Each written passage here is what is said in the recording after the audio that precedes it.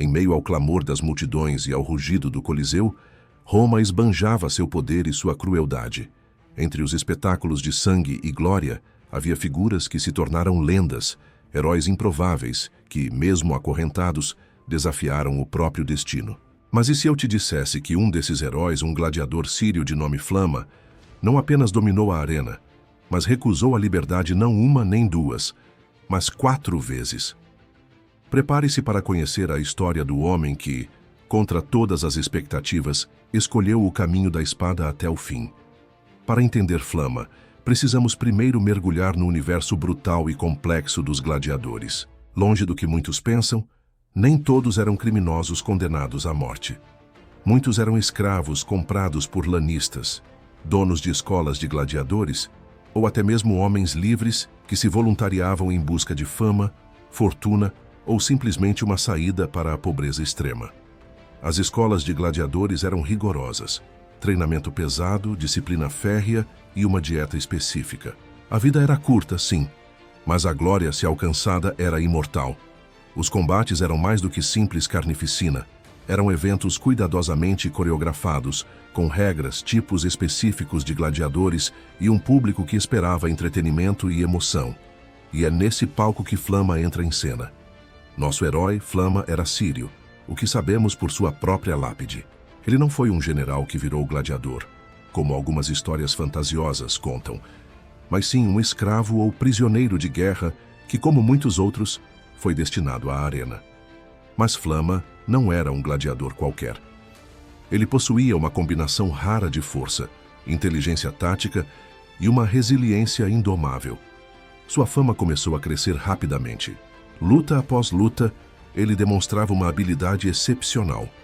Sua armadura de murmilho, caracterizada pelo capacete com uma crista de peixe e um escudo grande, se tornou um símbolo de terror para seus oponentes e de admiração para a multidão.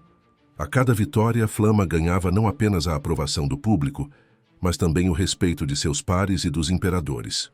E foi esse respeito que o levou a um ponto que poucos gladiadores jamais alcançariam: a oportunidade da liberdade.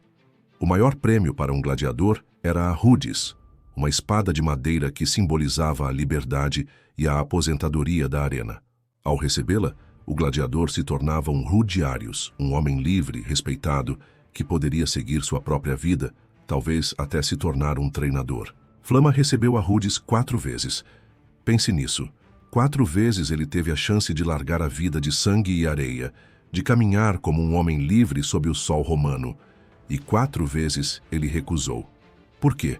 A pergunta ecoa através dos séculos. Orgulho? Um vício pela adrenalina do combate?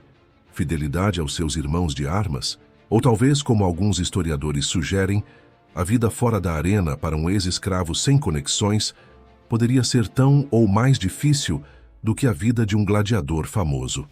A decisão de Flama é um testamento à sua personalidade única e à sua complexidade.